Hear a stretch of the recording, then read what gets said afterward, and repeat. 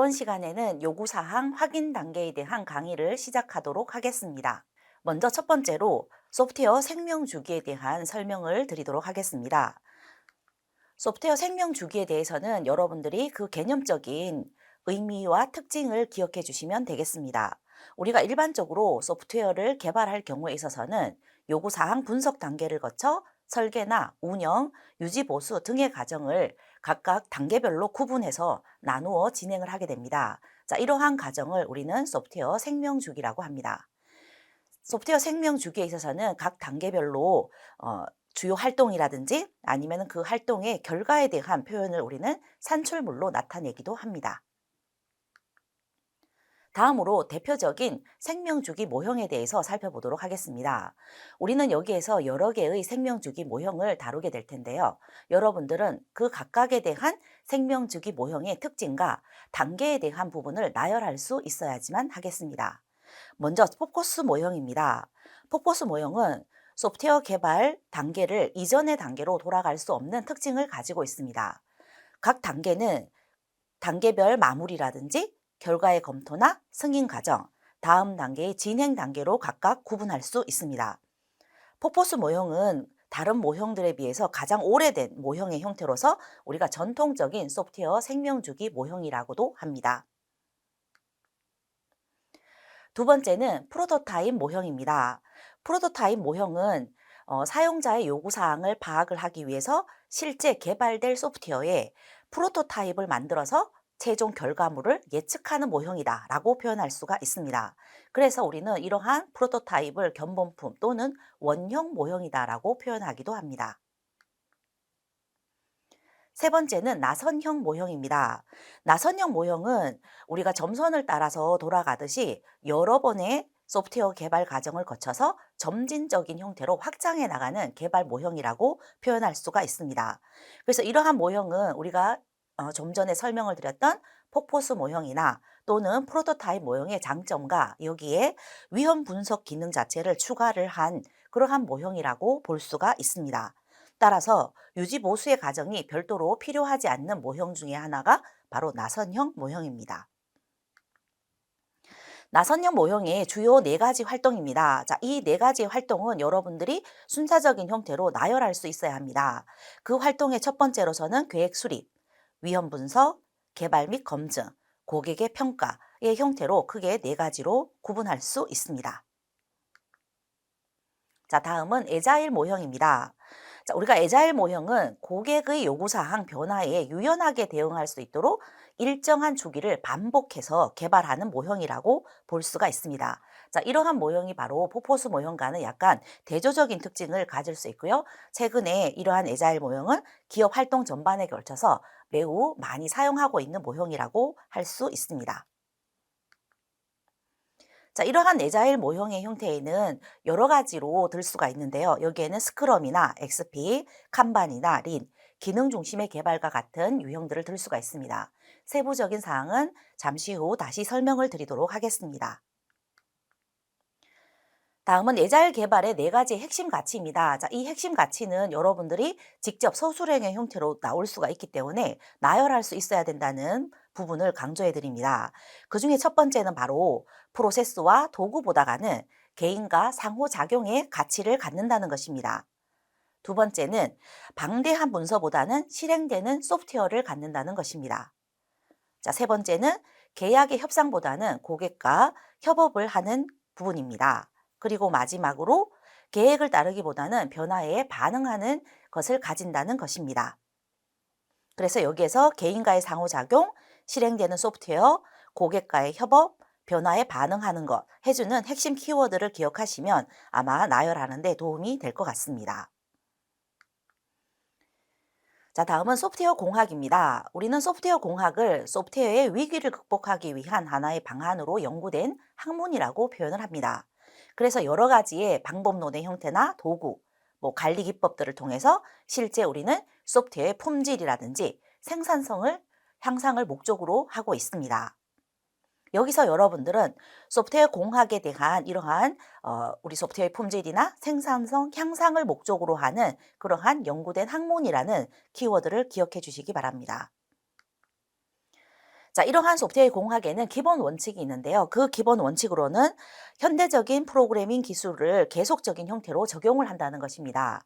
두 번째로는 소프트웨어의 품질을 유지하기 위한 검증 단계가 필요하고, 마지막으로는 개발 관련 사항이나 결과에 대한 명확한 기록을 유지해야 된다는 이러한 큰 세 가지의 기본 원칙을 가지고 있습니다.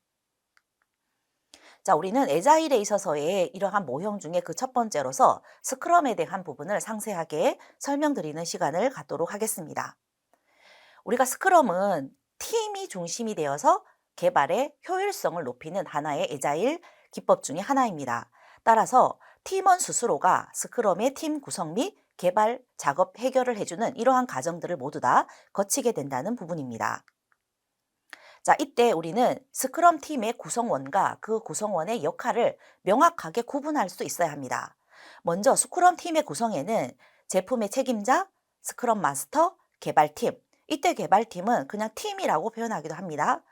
자, 이때 우리는 제품의 책임자인 경우에 있어서는 하나의 요구사항이 담긴 백로그를 작성하는 하나의 주체자인 역할을 함으로써 결국은 전체적인 요구사항을 책임지고 의사를 결정할 사람의 형태로 구성을 합니다. 스크럼 마스터는 스크럼 팀이 스크럼을 잘 수행해 줄 수 있도록 서포트해 주는 역할을 수행한다라고 보시면 됩니다. 그래서 제품의 책임자나 개발팀이 실제적인 개발을 잘 진행할 수 있도록 보조해 주는 역할을 해줍니다.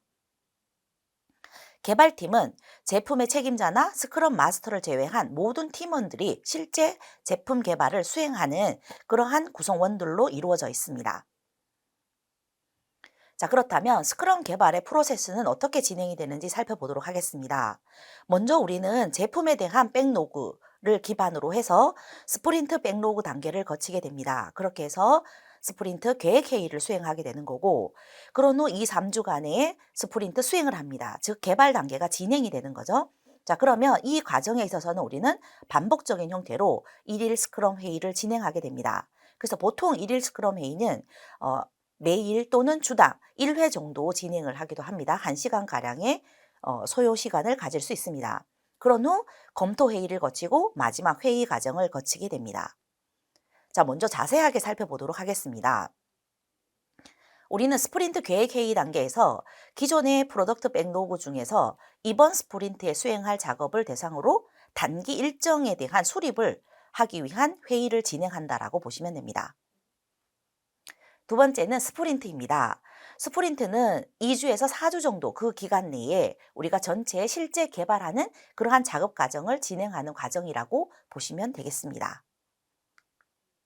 자, 1일 스크럼 회의는 우리가 모든 팀원들이 매일 약속된 주어진 시간에 약 한 15분, 길었을 경우에는 뭐 1시간 정도 소요될 수도 있지만 짧은 진행 상황을 점검하는 회의이기 때문에 시간 자체를 최소화해서 우리가 회의를 진행하게 되고, 남은 작업 시간인 경우에 있어서는 보통 소멸 차트를 활용하는 경우가 많습니다. 자, 그런 후 우리는 스프린트 검토 회의 과정을 거치게 되고 마지막 스프린트 회고 과정을 거쳐서 정해놓은 규칙 준수 여부라든지 개선할 점을 확인을 하고 거기에 따른 기록을 하는 단계를 거치게 됩니다. 자, 두 번째는 에자일에 있어서의 XP에 대한 모형입니다. 자, XP는 우리가 수시로 발생하는 고객의 요구사항에 유연하게 대응을 하기 위해서 고객의 참여라든지 개발 과정 이러한 부분들을 반복적인 형태를 수행을 해준다라고 보시면 됩니다. 그래서 이러한 과정들을 통해서 결국은 우리가 목표로 하는 것은 개발의 생산성을 향상시키는 것입니다. 따라서 XP의 주요 목적이다라고 하게 되면 짧고 반복적인 개발 주기를 가진다는 것입니다. 자, 그리고 설계 과정 자체가 단순하고 고객이 적극적인 형태로 참여를 할 수 있기 때문에 전체적인 소프트웨어의 개발 자체를 빠르게 진행할 수 있는 목적을 가지고 있습니다. 자, 이러한 XP에 있어서의 릴리즈의 기간이 짧게 반복이 되기 때문에 결국은 고객 요구 사항이 반영이 되는 부분들이 눈으로 볼 수도 있고, 또는 이러한 부분들을 반복적인 형태로 수행을 하다 보니까 직접 고객과 소통할 수 있는 시간을 가짐으로써 직접 알릴 수 있는 특징들을 굉장히 많이 가지고 있는 모형 중에 하나입니다. 다음으로는 이러한 XP가 가지는 주요 핵심 가치입니다. 여러분들은 이 핵심 가치를 나열할 수도 있어야 하겠습니다.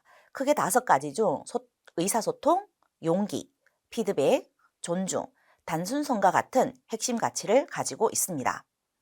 이러한 XP의 개발 프로세스로는 릴리즈 계획 수립, 주기, 여기서의 주기는 결국은 우리가 진행하는 과정을 말해줍니다.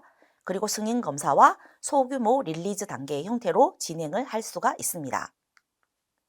자, 이때 릴리즈 계획 수립 단계에 있어서는 결국은 우리가 전체적인 개발 완료 시점이나 부분적인 완료 시점, 이러한 부분들에 대한 일정을 수립하는 단계라고 생각하시면 될 것 같습니다.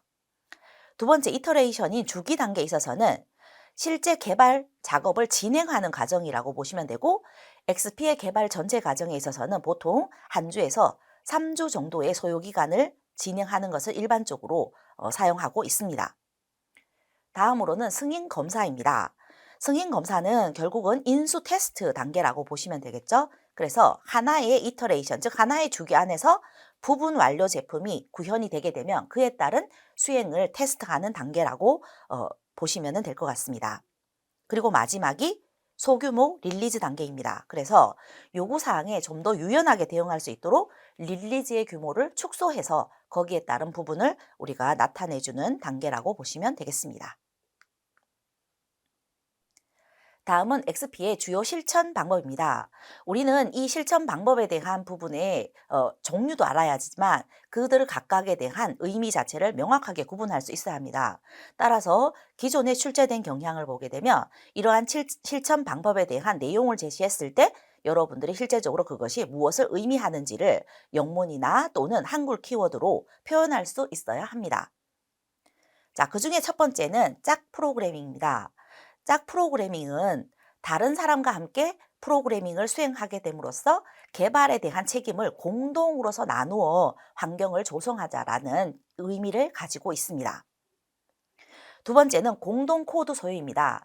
원 키워드가 의미하는 것과 같이 개발 코드에 대한 권한이나 책임, 자, 이러한 부분들을 공동으로 소유한다는 것을 의미합니다. 자, 다음으로는 테스트 주도 개발입니다. 테스트 주도 개발은 개발자가 실제 코드를 작성하기 전에 테스트 케이스를 먼저 작성을 함으로써 자신이 무엇을 해야 할지를 정확히 파악할 수 있어야 되고, 만약에 이러한 테스트가 지속적인 형태로 진행될 수 있도록 우리는 구조라든지 프레임워크와 같은 이러한 자동화된 테스팅 도구를 사용하게 되는 부분입니다. 다음으로는 월팀입니다. 그래서 전체팀이라는 것은 결국은 개발에 참여하는 모든 구성원들이 각자 자신의 역할에 대한 책임을 가져야 한다는 부분입니다. 자, 다음으로 우리가 시험에 많이 출제가 되는 계속적인 통합과 리팩토링입니다. 계속적인 통합은 우리는 각자 개발하고자 하는 부분을 모듈 단위의 형태로 나눠서 개발된 코드들을 하나의 작업이 마무리될 때까지 지속적으로 통합해 나가는 그러한 부분을 의미합니다. 자, 이때 리팩토링은 프로그램 기능이 변경 없이 시스템을 재구성한다는 의미의 형태로서 결국은 우리가 프로그램을 좀 더 쉽게 이해를 하고 수정도 할 수 있게끔 해서 이러한 개발의 과정을 좀 더 빠르게 진행할 수 있도록 하기 위한 하나의 방안이라고 보시면 되겠습니다. 자, 그리고 소규모 릴리즈는 우리가 앞쪽 XP에서도 나왔지만 릴리즈 기간을 짧게 반복을 해서 고객의 요구 변화를 신속하게 대응하자는 그러한 실천 방법이라고 볼 수가 있습니다. 그 중에 여러분들은 제가 앞쪽에서 표현을 했던 짝 프로그래밍이나 계속적인 통합, 리팩토링과 같은 이러한 부분들은 좀 더 구체적인 형태로 여러분들이 잘 표현할 수 있도록 해주시면 좋겠습니다.